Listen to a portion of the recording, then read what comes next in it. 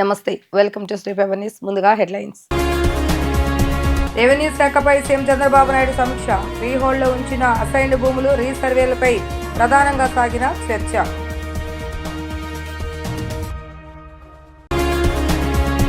America పర్యటనలో బిజీగా గడుపుతున్న మంత్రి నారా లోకేష్. ఐటీ మౌలిక సదుపాయాలకు మద్దతు ఇవ్వాలని వినతి.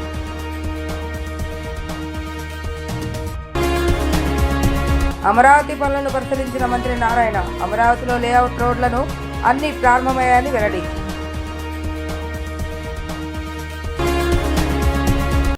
గత ప్రభుత్వ హయాంలో ఫ్రీ హోల్డ్లో ఉంచిన 5,74,908 ఎకరాల అసైన్డ్ భూముల వివరాలను పునఃపరిశీలించాలని అధికారులను సీఎం చంద్రబాబు నాయుడు ఆదేశించారు. గత ఏడాది జూన్ 15 నుంచి ఏడాది డిసెంబర్ 1వ తేదీ వరకు 5,28,217 గ్రీవెన్స్లు వచ్చాయని, వీటిలో 4,55,189 పరిష్కరించగా పరిశీలనలో మరో 73,000 వరకు ఉన్నాయని అధికారులకు ఆయన తెలిపారు. ఫ్రీహోల్డ్లో ఉంచిన అసైన్డ్ భూములు 22A రీసర్వే, ఆదాయ, కుల ధృవీకరణ పత్రాలు తదితర అంశాలపై ముఖ్యమంత్రి చంద్రబాబు నాయుడు సమీక్ష నిర్వహించారు. రెవెన్యూ శాఖ మంత్రి అనగాని సత్యప్రసాద్, ఆ శాఖ ప్రత్యేక ప్రధాన కార్యదర్శి సాయి ప్రసాద్, CCSA అధికారులు హాజరయ్యారు. పాలనా సంస్కరణలతో ఈ ఏడాది జూన్ నుంచి ఆటోమ్యూటేషన్ ప్రక్రియ వేగవంతమైందని అన్నారు. జూన్ 2024 నుంచి ఇప్పటి వరకు 22A జాబితా నుంచి తప్పించుకోవాలని కోరుతూ 6,846 దరఖాస్తులు దాఖలయ్యాయని అన్నారు. ఎక్స్ సర్వీస్ మెన్, రాజకీయ బాధితులు, స్వతంత్ర సమరయోధులు, 1954 కంటే ముందు అసైన్డ్ భూములు కలిగిన వాళ్లు భూములు 22A నుంచి తొలగించారని తెలిపారు. 6,693 గ్రామాల్లో రీసర్వే పూర్తి చేసి వెబ్ల్యాండ్ 2.0లో వివరాలు నమోదు చేశామని అన్నారు. రీసర్వేలో ఎలాంటి తప్పులు, పొరపాట్లు జరగకుండా భూమి రికార్డుల అప్గ్రేడేషన్ చేస్తున్నామని అన్నారు.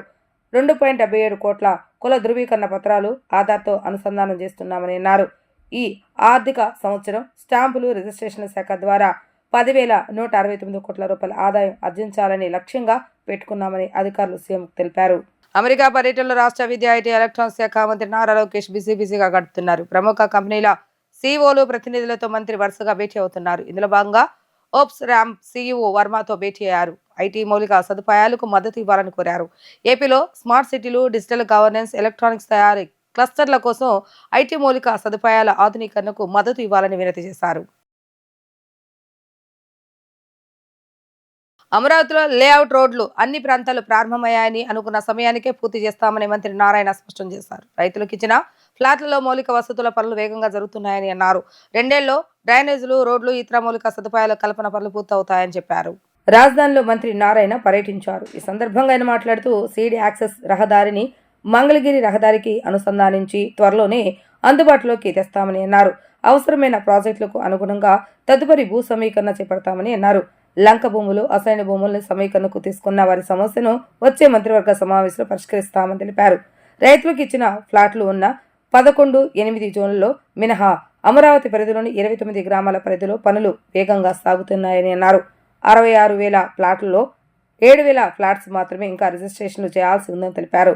రైతులకు రిటర్నబుల్ ఫ్లాట్స్ రిజిస్ట్రేషన్కు రోజుకు 30 నుంచి 60 మంది చేసుకుంటున్నారని చెప్పారు. 450 మంది రైతులకు ఇవ్వాల్సిన 1,891 ఫ్లాట్స్లో కుటుంబ సభ్యులు సమస్యలు ఉన్నాయని వారు తెలిపారు. విదేశాలు ఉన్న వాటితో పాటు ఇతరత్ర రిజిస్ట్రేషన్లు రోజుకు 1000 చేసేలాగా అధికారులను అందుబాటులోకి పెట్టామని అన్నారు. రైతులు ముందుకొచ్చి ఫ్లాట్ల రిజిస్ట్రేషన్ చేసుకోవాలని మంత్రి కోరారు. 11-8 జోన్లలో పనులు తొందరగానే ప్రారంభిస్తున్నట్లుగా తెలిపారు. ప్రాజెక్టు వైజ్ ల్యాండ్ పుల్లింగ్ అనుకున్నామని, ఫేజ్ వైజ్ కాదని ఆయన పేర్కొన్నారు. అమరావతి క్యాపిటల్ సిటీలో ఏదైతే 217 చదరపు కిలోమీటర్లు ప్లాన్ చేసామో దానికి సంబంధించిన ట్రంక్ రోడ్స్ 350 కిలోమీటర్ల లెంత్, లేఅవుట్స్ రోడ్స్ దాదాపు 1,500 కిలోమీటర్ రోడ్స్. దీనికి సంబంధించి వర్క్స్ ఆల్మోస్ట్ అన్ని టెండర్లు అయిపోయినాయి. వర్క్స్ అన్నీ టేకప్ అయినాయి, ఎంతో వేగవంతంగా జరుగుతున్నాయి. ఈరోజు ఏదైతే రైతు సోదరులకు యాక్చువల్గా లేఅవుట్స్ వేసి ప్లాట్లు ఇచ్చామో దాంట్లో roads, drains, drinking water, electrical cables, అదేవిధంగా టెలి కేబుల్స్, అదేవిధంగా ఇవన్నీ కూడా ఇంటిగ్రేటెడ్గా ఈరోజు వర్క్ చేస్తున్నారు. ఈరోజు యాక్చువల్గా నేను విజిట్ చేయడం జరిగింది. అయితే ఇవన్నీ కూడా అనుకున్న ప్రకారం 2.5 years అంటే 2.5 years దాకా అన్నీ వెయిట్ చేయబడలేదు. అందరూ ఏమనుకుంటున్నారంటే LPS లేఅవుట్స్లో 2.5 సంవత్సరంలో అన్నీ పూర్తి చేయాలని కాంట్రాక్ట్లు పెట్టాము. కానీ వాళ్ళు చేసుకుంటూ వస్తున్నారు. అంటే ఈ యూటిలిటీస్ ఏదైతే ఉన్నాయో ఇవన్నీ కూడా 1 year లోపల పూర్తి అయిపోతాయి. దాంతో డిఫరెంట్ లేయర్స్ రోడ్స్ చేసుకుంటూ వస్తారు. పూర్తిగా మనకు హ్యాండ్ ఓవర్ చేయడానికి 2.5 years. బట్ యూటిలైజ్ చేసుకోవడానికి 1 year లోపల వాళ్ళందరికీ అవకాశం వస్తుంది. అదేవిధంగా ట్రంక్ రోడ్స్ కూడా యాక్చువల్గా అవి కూడా ఎంతో వేగవంతంగా జరుగుతున్నాయి. అదేవిధంగా ఏదైతే సీడాక్స్ రోడ్డు ఉందో సీడాక్స్ రోడ్డు ఒకటి మంగళగిరి రోడ్డు పైకి యాక్సెస్ ఇస్తున్నాం. అదేవిధంగా నేషనల్ హైవేకి ఇస్తున్నాం. నేషనల్ హైవే కావడానికి అది 2 years పడుతుంది. అలా కాకుండా మంగళగిరి రోడ్డుకి పోవడానికి జనవరి ఎండింగ్ లోపల అయ్యేటట్టుగా యాక్చువల్గా ఈరోజు వర్క్ జరుగుతుంది. ఇవాళ మార్నింగ్ కూడా నేను విజిట్ చేసి వచ్చాను. మొత్తం 78 piles వేయాలి.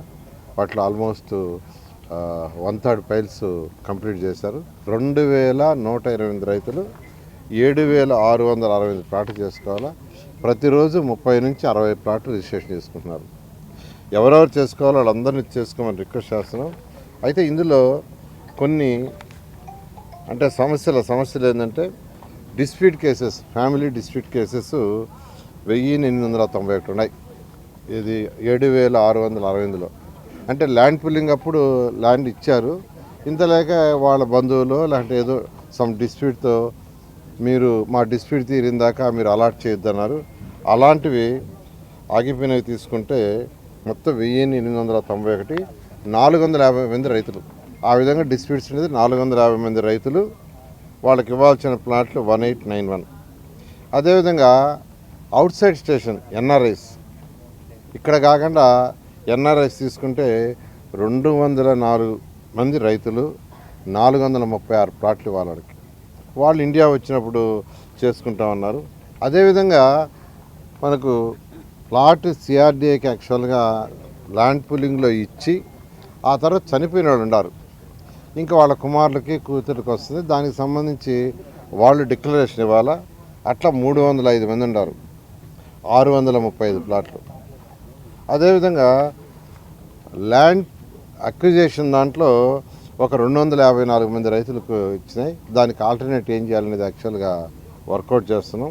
రోజు 1000 మందికి రిజిస్ట్రేషన్ చేసే విధంగా అధికారులు పెట్టున్నాం. అదేవిధంగా లంక రిజిస్ట్రేషన్స్, లంకలో 170 మంది ఫార్మర్స్కి 337 ప్లాట్లు రిజిస్ట్రేషన్ ఉన్నాయి. దానికి గాను నిన్నటికి 337 మందికి గాను ప్లాట్లకు గాను 107 రిజిస్ట్రేషన్ అయినాయి. ఇంకా 207 మంది చేసుకోవాలి.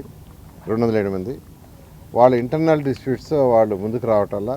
డిస్ప్యూట్స్ క్లియర్ అయితే మీరు వచ్చి రిజిస్ట్రేషన్ చేసుకుంటే వెంటనే చేస్తాం. ఎవరికైతే ల్యాండ్ పుల్లింగ్ ద్వారా అప్పుడు తీసుకొని లంక ల్యాండ్లో వాళ్ళకి ప్లాట్లు ఇవ్వలేదో దాన్ని కూడా క్లియర్ చేయడం జరుగుతుంది. ఈ విధంగా అమరావతి క్యాపిటల్కి సంబంధించి ఒక్కొక్కటి సాల్వ్ చేసుకుంటూ వస్తున్నాం. రైతు సోదరులందరికీ ఒకటే చెప్పేది, ప్రతి సమస్యని క్లియర్ చేస్తాం. కొద్దిగా ఓపిక పట్టాల్సిందే నేను రిక్వెస్ట్ చేస్తాను. ఇంద్రకీలాద్రిపై కొలువై ఉన్న శ్రీ దుర్గామల్లేశ్వర స్వామి వార్ల దేవస్థానంలో జరగబోయే భవానీ దీక్షల విరమణ ఏర్పాట్లపై విజయవాడ సబ్ కలెక్టర్ కావూరి చైతన్య, ఆలయ కార్యనిర్వహణాధికారి సేనానాయక్, డీసీపీ రామకృష్ణ ప్రత్యేక శ్రేణి డిప్యూటీ కలెక్టర్తో కలిసి తనిఖీ నిర్వహించారు. ఈ నెల 11వ తేదీ నుంచి 15వ తేదీ వరకు జరగనున్న భవానీ దీక్షల విరమణ కార్యక్రమం ఏర్పాట్లో పూర్తి చేస్తామని అధికారులు స్పష్టం చేశారు. అమ్మ దర్శనానికి వచ్చే లక్షల మంది భవానీలకు ప్రత్యేక హోమగుండాలు అందుబాటులోకి తీసుకొచ్చారు. దేవస్థానంలో జరుగుతున్న వివిధ పనులను అధికారులు తనిఖీ చేశారు. భవానీ దీక్షల కోసం రూపొందించిన వివిధ సౌకర్యాలను సబ్ కలెక్టర్, దేవస్థాన అధికారులు పూర్తి స్థాయిలో సంబంధిత అధికారుల వద్ద నుండి వివరాలను అడిగి తెలుసుకున్నారు. ఆటో క్యాట్ ప్లాన్లను పరిశీలించి భక్తుల రద్దీకి అనుగుణంగా ఏర్పాట్లపై సూచనలు చేశారు. హోమగుండాలు ఇరుముడి సమర్పించే భక్తుల కోసం ఏర్పాటు చేయు హోమ గుండాల ప్రాంతాన్ని పరిశీలించి అగ్ని ప్రమాదాలు జరగకుండా తీసుకోవాల్సిన జాగ్రత్తలపై దృష్టి సారించారు. అన్నదానం, భక్తులకు నిరంతరాయంగా అన్నప్రసాదం అందించే ప్రదేశాన్ని, వసతులను తనిఖీ చేశారు. లడ్డూ ప్రసాదం తయారీ, పంపిణీ కేంద్రాలను పరిశీలించి నాణ్యత, పరిశుభ్రతపై ప్రత్యేక శ్రద్ధ వహించాలని సూచించారు. ఈ తనిఖీలో ఆలయ ఇంజనీరింగ్ విభాగం అధికారులు, ఇతర సిబ్బంది పాల్గొన్నారు. భవానీ దీక్షల విరమణకు వచ్చే లక్షలాది మంది భక్తులకు మెరుగైన సౌకర్యాలు కల్పించే దిశగా చర్యలను చేపట్టారు. ఏపీలో క్రీడాకారులను కేపీ రావు అనే వ్యక్తి నాశనం చేశారని ఆంధ్రప్రదేశ్ కబడ్డీ అసోసియేషన్ కార్యదర్శి యలమంచిలి శ్రీకాంత్ మండిపడ్డారు. గద్దె హరీష్ అనే వ్యక్తిని కేవీ రావు ప్రలోభ పెట్టి తనపై ఫిర్యాదు చేయించారని ఆరోపించారు. తాను కోర్టు ఆదేశాల మేరకు ఏపీ కబడ్డీ అసోసియేషన్ సెక్రటరీ అయ్యానని, తనపై వచ్చిన ఆరోపణల విషయంలో ఎటువంటి విచారణకైనా సిద్ధంగా ఉన్నానని ఆయన స్పష్టం చేశారు. కొడాలి పిచ్చేశ్వర తనపై చేస్తున్న ఆరోపణలను ఆంధ్రప్రదేశ్ కబడ్డీ అసోసియేషన్ కార్యదర్శి యలమంచిలి శ్రీకాంత్ తీవ్రంగా ఖండించారు. బందర్ రోడ్లోని ఓ హోటల్లో ఏర్పాటు చేసిన విలేకరుల సమావేశంలో శ్రీకాంత్ మాట్లాడుతూ కేపీ రావు తనపై నిరాధారమైన ఆరోపణలు ప్రచారం చేస్తున్నారని ఆరోపించారు. కొడాలి పిచ్చేశ్వరరావుకు ప్రస్తుతం కబడ్డీ అసోసియేషన్లో ఎటువంటి ప్రాధాన్యత లేదని, ఆల్ ఇండియా కబడ్డీ ఫెడరేషన్ ఆయనను బ్యాన్ చేసిందని తెలిపారు. క్రీడాకారుల వయసు ధృవీకరణలో తప్పుడు రికార్డులు పెట్టడం, టోర్నీలలో మ్యాచ్ ఫిక్సింగ్ కు పాల్పడినట్లుగా కేపీ రావుపై అభియోగాలు ఉన్నాయని ఆయన వెల్లడించారు. పడమట పోలీసులు తనను పిలిచి విచారించిన మాట వాస్తవమేనని, అయితే తనపై వచ్చిన ఆరోపణలకు సంబంధించిన ఆధారాలను తాను పోలీసులకు చూపించానని శ్రీకాంత్ చెప్పారు. పోలీసులు తమ వద్దన్న ఆధారాలు వాస్తవమని తెలుసుకుని తనను పంపించేశారని వివరించారు. గద్దె హరీష్ అనే వ్యక్తిని కేపీరావు ప్రలోభపెట్టి తనపై ఫిర్యాదు చేయించారని శ్రీకాంత్ ఆరోపించారు. కేపీరావు లాంటి వ్యక్తులు సమాజంలో చీడపురుగు లాంటి వారంటూ తీవ్రంగా విమర్శించిన శ్రీకాంత్ ప్రియదర్శిని అనే అమ్మాయిని కేపీరావు చంపారని, అలాగే అనేక ప్రాంతాల్లో భూ కబ్జాలకు పాల్పడ్డారని ఆరోపించారు. అటువంటి వ్యక్తి మాటలు నమ్మి ఎవరు మోసపోవద్దని ప్రజలను కోరారు. తాను కోర్టు ఆదేశాల మేరకు ఏపీ కబడ్డీ అసోసియేషన్ సెక్రటరీ అయ్యానని, తనపై వచ్చిన ఆరోపణల విషయంలో ఎటువంటి విచారణకైనా సిద్ధంగా ఉన్నానని యలమంచిలి శ్రీకాంత్ స్పష్టం చేశారు. గతంలో సర్టిఫికెట్స్ అమ్ముకున్న చరిత్ర ఉండేదని, అయితే ఇప్పుడు తమ అసోసియేషన్ ప్రతిభ ఉన్న వారిని ఎంపిక చేస్తుందని తెలిపారు. కేపీ రావు రాష్ట్రంలో క్రీడలను, క్రీడాకారులను నాశనం చేస్తున్నారని ఆరోపించారు. ఈ వివాదంలో అనవసరంగా ఎంపీ కేశవ్ శివనాథ్ను లాగుతున్నారని, ఆయనకు ఇందులో ఎటువంటి సంబంధం లేదని శ్రీకాంత్ తేల్చి చెప్పారు. అసోసియేషన్ కార్యక్రమాలకు ఆహ్వానించేందుకు మాత్రమే ఎంపీని కలిశానని తెలిపారు. వయసు ధృవీకరణలో ఎక్కడా మోసం చేయలేదని, కబడ్డీలో మ్యాచ్ ఫిక్సింగ్ ఉండవని పునరుద్ఘాటించారు. కేవలం తనపై కక్షతో కబడ్డీ క్రీడాకారుల జీవితాలను బలి చేయవద్దని ఆయన విజ్ఞప్తి చేశారు.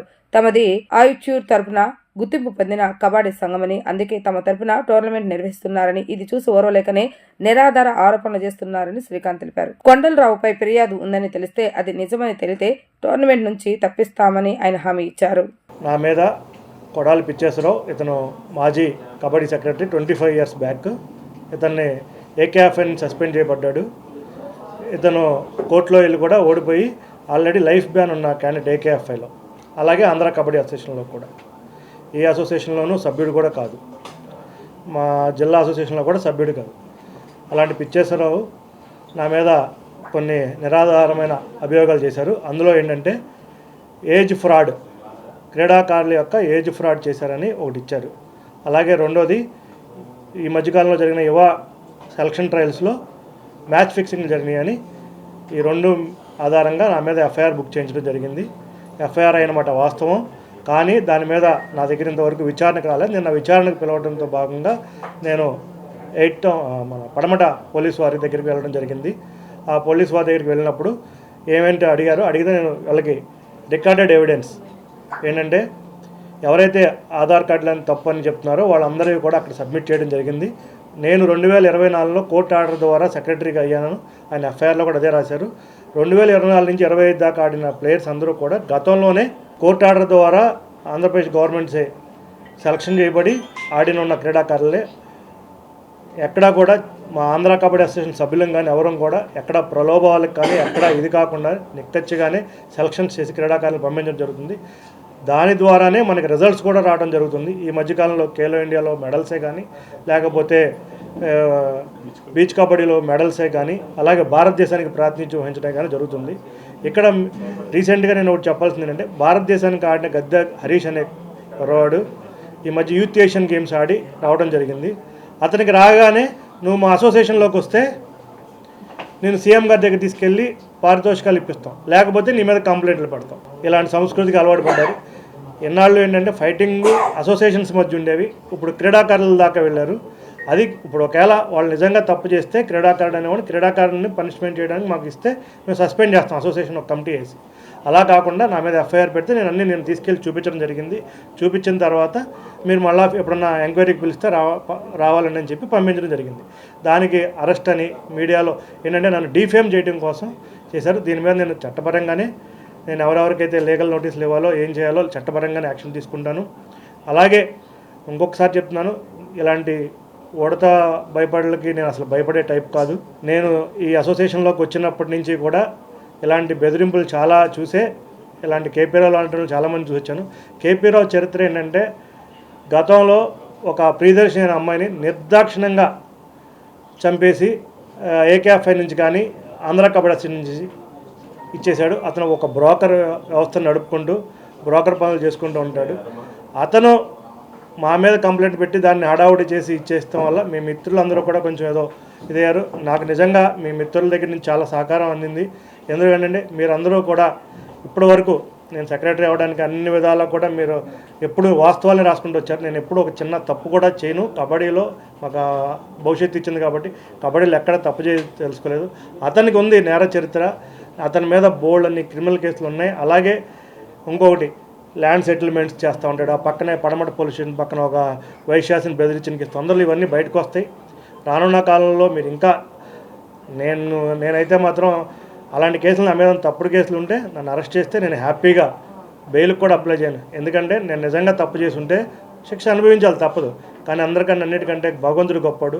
నిన్న నాకు జరిగిన సిచ్యువేషన్స్లో భగవంతుడు ఏది నిజం ఏదని తెలుసుకోవడం కోసం నన్ను అక్కడ దాకా పంపించి అవన్నీ చేయడం జరిగింది. ఎంపీ గారిని రావడం జరిగింది. అసలు ఎంపీ గారికిను ఆ కేసుకి సంబంధమే లేదు. అలా కొంచెం మీరు ఎవరో చెప్పిన వాటిని కాకుండా చూసి అసలు నేను ఆల్రెడీ కొంతమందికి అయితే అరెస్ట్ అయిపోయాను, జైల్లోకి వెళ్ళిపోయాను అని చెప్పి కూడా ఇచ్చేస్తే ఎంతోమంది నాకు సపోర్ట్ చేసిన ప్రతి ఒక్క కబడ్డీ కుటుంబ సభ్యులందరికీ, అలాగే అన్ని అసోసియేషన్స్ కూడా, అన్ని స్టేట్ అసోసియేషన్స్ ముక్తకంఠంగా ఫోన్లు చేసి శ్రీకాంత్ నీతో ఎప్పుడైనా సరే మేము ఉంటాం. ఎందుకంటే నేను ఎక్కడ ఒక్క రూపాయి కూడా స్పోర్ట్స్ దాటి నుంచి డ్రా చేయని వ్యక్తి ఉన్నారంటే ఒక అసోసియేషన్ ఉందంటే కబడ్డీ అసోసియేషనే.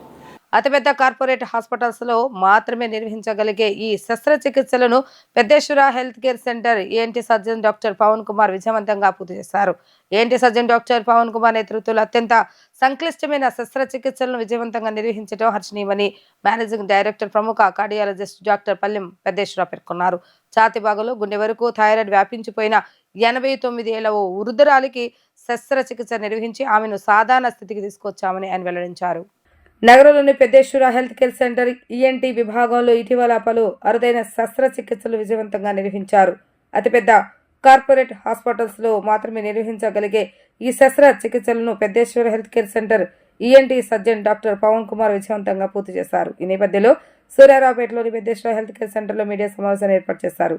ఈ సమావేశంలో హాస్పిటల్ మేనేజింగ్ డైరెక్టర్ ప్రముఖ కార్డియాలజిస్ట్ డాక్టర్ పల్లెం పెద్దేశ్వర మాట్లాడుతూ సామాన్య ప్రజలకు మరింత విస్తృతంగా సేవలు అందించాలన్న లక్ష్యంతో తమ హాస్పిటల్లో ఈఎన్టీ విభాగాన్ని ప్రారంభించామని అన్నారు. ENT surgeon doctor Pavan Kumar నేతృత్వంలో అత్యంత సంక్లిష్టమైన శస్త్రచికిత్సలను విజయవంతంగా నిర్వహించడం హర్షణీయమని పేర్కొన్నారు. మెట్రోపాలిటన్ నగరాల్లోని కార్పొరేట్ హాస్పిటళ్లకు ఏమాత్రం తీసుకునే స్థాయిలో ప్రపంచ శ్రేణి చికిత్సలను అందిస్తున్న డాక్టర్ పవన్ కుమార్ బృందాన్ని ఆయన ఈ సందర్భంగా అభినందించారు. అనంతరం ప్రముఖ ఈఎన్టీ శస్త్రచికిత్స నిపుణులు డాక్టర్ పవన్ కుమార్ మాట్లాడుతూ పెద్దేశ్వర హెల్త్ సెంటర్ ఈఎన్టీ విభాగం ద్వారా గడిచిన 6 నెలల కాలంలో అనేక చికిత్సలను విజయవంతంగా నిర్వహించామని అన్నారు. వాటిలో కొన్ని అత్యంత అరుదైన అత్యంత సంక్లిష్టమైన శస్త్రచికిత్సలు ఉన్నాయని వెల్లడించారు. ఛాతి భాగంలో గుండె వరకు థైరాయిడ్ వ్యాపించిపోయిన 89 ఏళ్ల ఓ వృద్ధురాలికి శస్త్రచికిత్స నిర్వహించామని తెలిపారు. ఛాతి భాగం ఓపెన్ చేయకుండా శస్త్రచికిత్స పూర్తి చేసి గొంతు సంబంధిత సమస్యలతో పాటు మరి ఏ ఇతర చికిత్స అనంతరం సమస్యలు తలెత్తకుండా పేషెంట్ 3 రోజుల్లోనే కోలుకునేలాగా చేస్తామని వివరించారు. మరో కేసులో skull base defect repair surgery చేస్తామని చెప్పారు. ఈ తరహా సర్జరీ ఈ ప్రాంతంలో ఇదే మొదటిసారి అని తెలియజేశారు. Peddeshwara health care centre ENT విభాగంలో స్టేట్ ఆఫ్ ది ఆర్ట్ సదుపాయాలతో ప్రపంచ శ్రేణి చికిత్సలు అందుబాటులో ఉన్నట్లుగా ఆయన తెలిపారు. ఈ సమావేశంలో హాస్పిటల్ సిఇఓ డాక్టర్ ఆకాష్ పల్లెం తదితరులు పాల్గొన్నారు. పెద్దేశ్వర హెల్త్ కేర్ సెంటర్లో ఈఎన్టీ డిపార్ట్మెంట్ స్టార్ట్ చేసి దగ్గర 1 ఇయర్ అవుతుంది. సో డాక్టర్ పవన్ కుమార్ అని మంచి ఈఎన్టీ సర్జను చండీగఢ్లో ట్రైన్ అయ్యి మన దగ్గర మంచి సర్జరీలు బయట కార్పొరేట్ హాస్పిటల్లో కూడా చేయలేని సర్జరీలు చాలా చేశారు. దాన్ని ప్రజలకి అందుబాటులో తీసుకురావడానికి తెలియపరచడానికి ఈ మీటింగ్ యొక్క ముఖ్య ఉద్దేశం. ఈ సర్జరీలు అతి తక్కువ కాస్ట్లో వీలైనంత తక్కువ కాస్ట్లో పేద ప్రజలకు అందుబాటులో తెచ్చే విధంగా మేము చేస్తున్నాము. సో ఈ సర్జరీస్కి ఫైనాన్షియల్గా కూడా సీఎం ఫండ్ నుంచి హెల్ప్ కూడా ఇస్తున్నాము. సో ఇవన్నీ అందుబాటు ఉపయోగించుకోవాలని ప్రజలందరికీ నా తరపున హాస్పిటల్ తరపున విన్నవిస్తున్నాము. So details of the surgery ఏమేమి చేశారు, ఎంత పెద్ద సర్జరీసు, దాని ఇంపార్టెన్స్ ఏంటి, అది ఎక్కడెక్కడ చేస్తున్నారు, ఇవన్నీ పవన్ కుమార్ గారు వివరిస్తారు. మనం పెద్దేశ్వర హెల్త్ కేర్ సెంటర్లో డిపార్ట్మెంట్ స్టార్ట్ చేసి సుమారు ఒక 1 ఇయర్ అవుతుంది. ఈ 1 ఇయర్లో మనము దాదాపు ఒక 100 పైన సర్జరీలు చేసాము. అందుట్లో ఎంత కాదనుకున్నా మనం ఒక 20 సర్జరీలు కాంప్లికేటెడ్ సర్జరీస్ చేసాం. లాస్ట్ మంత్ మనం ఒక 3 కాంప్లికేటెడ్ సర్జరీస్ చేసాం. అందుట్లో ఒకటి ఒక 89 ఏళ్ళ వయసున్న ఒక పెద్ద ఆమెకి థైరాయిడ్ సర్జరీ చేసాం. అంటే థైరాయిడ్ అంటే అది నార్మల్గా నెక్లోనే ఉంటుంది. ఒక్కొక్కసారి ఏమవుతుందంటే అది నెక్ నుంచి చెస్ట్లోకి దిగుతుంది. ఆ చెస్ట్లోకి దిగిన థైరాయిడ్ని రెట్రోస్టెనల్ థైరాయిడ్ అంటారు. అది ఆల్మోస్ట్ అప్ టు మనకి హార్ట్ వరకు రీచ్ అయిందనమాట. సో ఆ థైరాయిడ్ని మనం ఓన్లీ నెక్ ఇన్సిషన్ ద్వారా చెస్ట్ ఓపెన్ చేయకుండా 3 to 4 hours టైం తీసుకుని మనం దాన్ని చాలా సులువుగా చేసాం. తర్వాత థర్డ్ డేన పేషెంట్ని మనం డిశ్చార్జ్ కూడా చేసాం. ఎటువంటి కాంప్లికేషన్స్ లేవు, వాయిస్ చేంజ్ కానీ తర్వాత పోస్ట్ ఆప్ కాంప్లికేషన్స్ ఏమీ లేకుండా పేషెంట్ డిశ్చార్జ్ జరగడం జరిగింది. అలాగే ఇంకొక పేషెంట్ ఒక 4 years నుంచి సఫర్ అవుతున్నారు. బ్రెయిన్ నుంచి ఒక 1 centimeter లీక్ ఉందన్నమాట. అంటే బ్రెయిన్ ఫ్లూయిడ్ డైరెక్ట్గా లీక్ అవుతూ ఆమెకి గొంతులోకి వెళ్తుంది. సో దాన్ని ఏంటంటే స్కల్ బేస్ డిఫెక్ట్ అంటారు. అది మనకి ఆల్మోస్ట్ 1 centimeter డిఫెక్ట్ని మనం ఎండోస్కోపిక్ ద్వారా ఓపెన్గా అప్రోచ్ లేకుండా కంప్లీట్ ఎండోస్కోపిక్ ద్వారా మనం దాన్ని ఒక 7 layers క్లోజ్ చేసి ఆ సర్జరీని చాలా విజయవంతంగా చేసాము. ఈ 2 పేషెంట్లు ఫాలోఅప్కి వచ్చి 1 month తర్వాత కూడా చాలా నీట్గా ఉన్నారు. ఎటువంటి ఇబ్బందులు కానీ కాంప్లికేషన్స్ లేవు. యాక్చువల్గా ఇలాంటి సర్జరీస్ మనకి పెద్ద పెద్ద సిటీస్లో జరుగుతూ ఉంటాయి. సో మనం ఏంటంటే కాంప్లికేటెడ్ అండ్ రిస్క్ కేసెస్ని అండ్ వెరీ రేర్ కేసెస్ని కూడా మనం ఛాలెంజింగ్గా తీసుకుని మనం ఇక్కడ పెద్దేశ్వర్ హెల్త్ కేర్ సెంటర్లో చేస్తాము. దీనికి మెయిన్గా మనకి సపోర్ట్ చేస్తున్నట్టు మనకి ఎండి పెద్దేశ్వర సార్ గారికి, సిఇఓ మన ఆకాష్ గారికి ధన్యవాదాలు. పెద్దేశ్వర్ హెల్త్ కేర్ సెంటర్లో ఈఎన్టీ డిపార్ట్మెంట్ స్టార్ట్ చేసి 1 year అయింది. సో ఈ 1 year కాలంలో బాగా హై రిస్క్ కేసెస్ అంటే హార్ట్ ఫెయిల్యూర్తో వచ్చిన పేషెంట్స్కి ఈఎన్టీ సర్జరీస్తో పాటు హార్ట్ అటాక్ వచ్చిన తర్వాత యాంజియోగ్రామ్ చేసి దానికి ముందు ఈఎన్టీ సర్జరీ చేసి దాని తర్వాత స్టెంట్ వేసిన కేసెస్ కూడా చాలా ఉన్నాయి. సో ఇట్లాంటి multi dimensional treatment and critical కేసెస్ని లాస్ట్ 1 yearలో మల్టిపుల్ కేసెస్ హ్యాండిల్ చేసి వాళ్ళకి అతి తక్కువ ఖర్చులో సీఎం రిలీఫ్లో ప్లస్ కుదిరినంతమందికి కొంతమందికి ఫ్రీగా క్యాంప్ నుంచి వచ్చిన వాళ్ళకి కూడా చేసిన సిట్యుయేషన్స్ చాలా ఉన్నాయి. ఈ సర్వీసెస్ని విజయవాడలో ఉన్న ప్రజలందరూ ఉపయోగించుకొని హైదరాబాద్ కానీ అదర్ మెట్రో సిటీస్కి వెళ్ళాల్సిన అవసరం లేకుండా మన దగ్గర ఇప్పుడు హై రిస్క్ ఈఎన్టీ కేసెస్ చేస్తున్నాం. సో దీన్ని ఉపయోగించుకోవాలని మా రిక్వెస్ట్. Thank you. విద్య, వైద్యం అనేవి ప్రభుత్వ ఆధీనంలోనే నడవాలని, దురదృష్టవశాత్తు కూటమి ప్రభుత్వంలో ఆ పరిస్థితి పూర్తిగా మారిపోయిందని వైఎస్ఆర్సీపీ సీనియర్ నేత ఎమ్మెల్సీ బొత్స సత్యనారాయణ అన్నారు. ప్రభుత్వం మెడికల్ కళాశాల ప్రైవేటు పరం చేయాలన్న నిర్ణయం వ్యతిరేకిస్తూ కోటి సంతకాల కార్యక్రమాన్ని చేపట్టామని ఆయన తెలిపారు. మెడికల్ కాలేజీల ప్రైవేటీకరణ అంశంతో పాటు పలు సమస్యలపై మాజీ మంత్రి బొత్స సత్యనారాయణ మీడియాతో మాట్లాడుతూ ఈ నెల 10వ తేదీన సేకరించిన సంతకాలను ఆయన జిల్లాల కేంద్ర కార్యాలయాలకు తరలిస్తామని చెప్పారు. 15వ తేదీన జిల్లాల నుంచి సేకరించిన సంతకాల పేర్లను పార్టీ రాష్ట్ర కార్యాలయానికి తరలించి ప్రభుత్వం ప్రైవేటు కాంట్రాక్టర్లకు తన తాబేదారులకు మెడికల్ కళాశాలలో కట్టబెట్టి ప్రయత్నం చేస్తుందని తెలిపారు. రానున్న కాలంలో వైద్యం ప్రైవేట్ చేతుల్లోకి పూర్తిగా వెళ్తే సాధారణ ప్రజలు తీవ్ర ఇబ్బందులు పాలవుతారని పేర్కొన్నారు. ప్రజా ఆరోగ్యం ఏదైతే ఉందో ఆ ప్రజా ఆరోగ్యాన్ని ఈ ప్రభుత్వం మొత్తం రాష్ట్రంలో ఉన్న గత ప్రభుత్వం పెట్టిన అన్ని మెడికల్ కళాశాలని పీపీపీ మోడల్లో ప్రైవేటిజం చేద్దామని ఒక దుర్మార్గమైన ఆలోచనతో, ఒక అవినీతికరమైన ఆలోచనతో వారు తీసుకున్న నిర్ణయానికి దానివల్ల ప్రజలు జరుగుతున్న నష్టాన్ని గుర్తెరిగి ఒక బాధ్యత ప్రతిపక్షంగా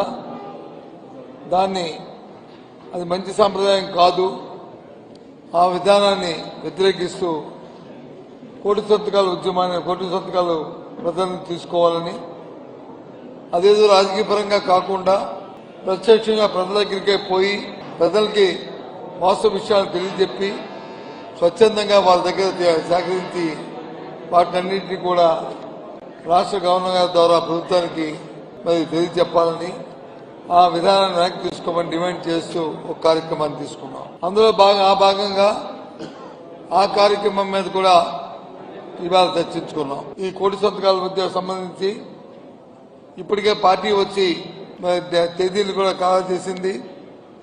10వ తేదీ నాటికి 10వ తారీఖు నాడు నియోజకవర్గంలో ఉన్న ఇప్పటివరకు సేకరించిన సంతకాలు ఏవైతే ఉన్నాయో వాటన్నిటికీ కూడా ఆ నియోజక స్థాయిలో ప్రధాన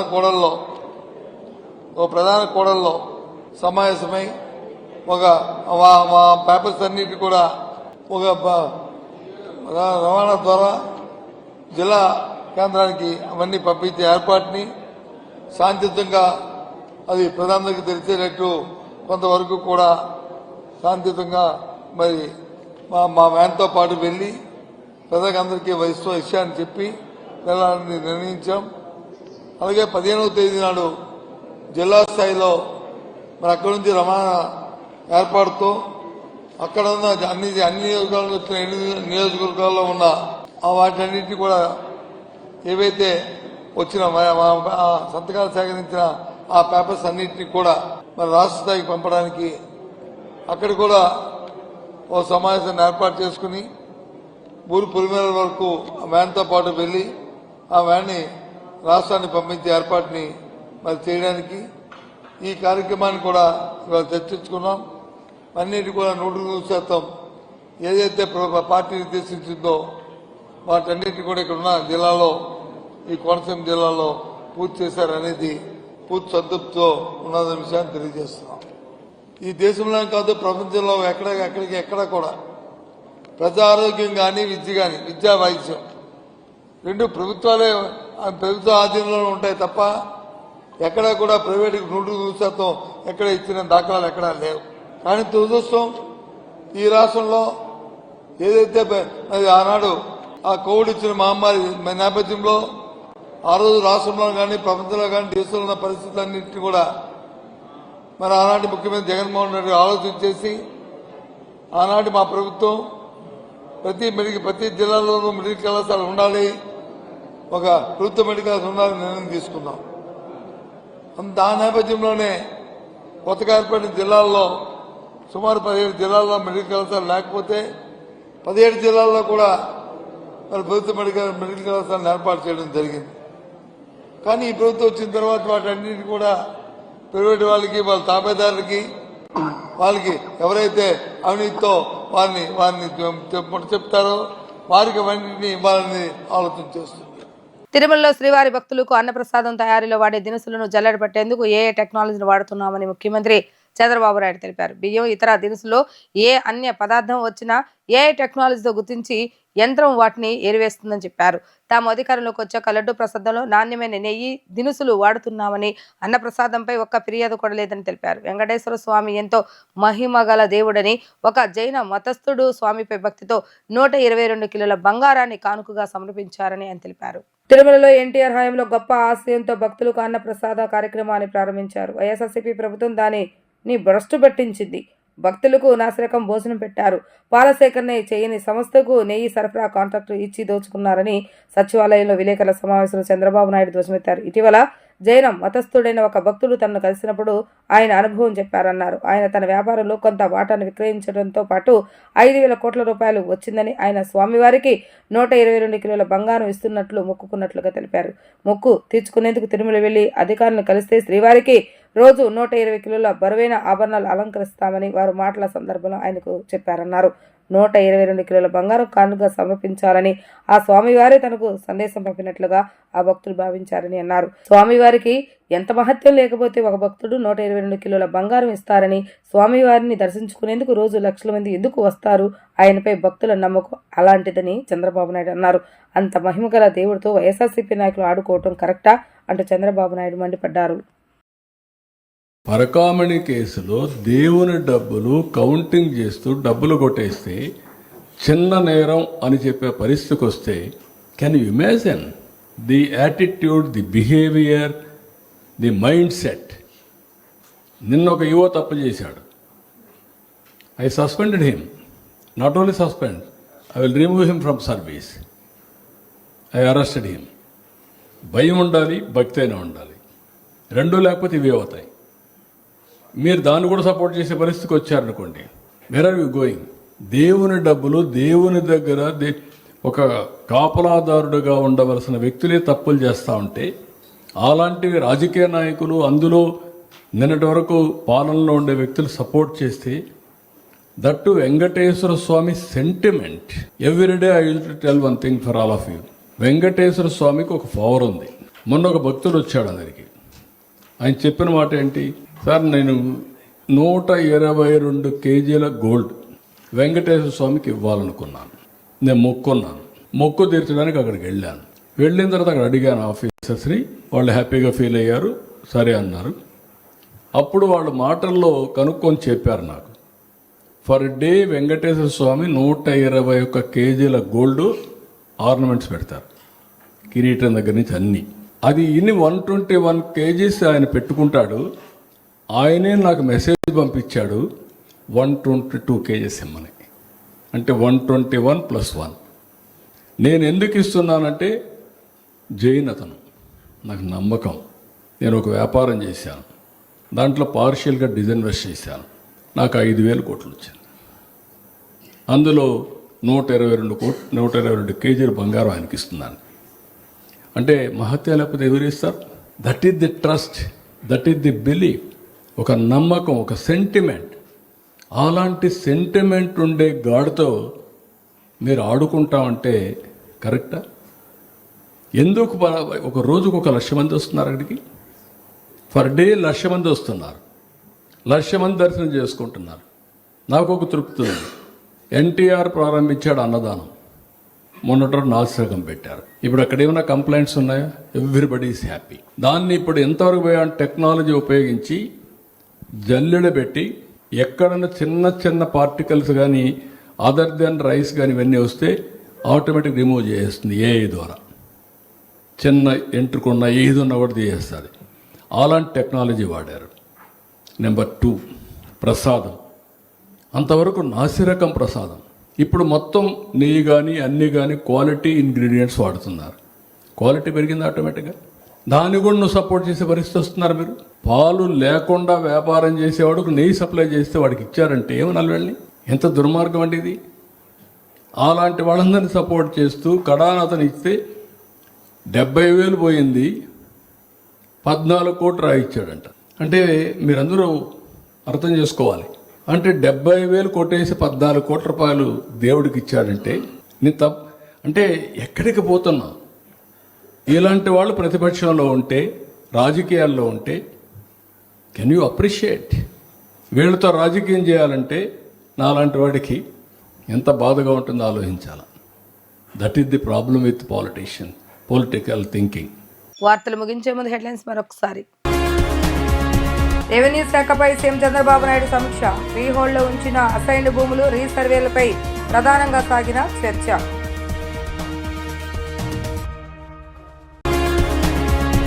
అమెరికా పర్యటనలో బిజీగా గడుపుతున్న మంత్రి నారా లోకేష్. ఐటీ మౌలిక సదుపాయాలకు మద్దతు ఇవ్వాలని వినతి.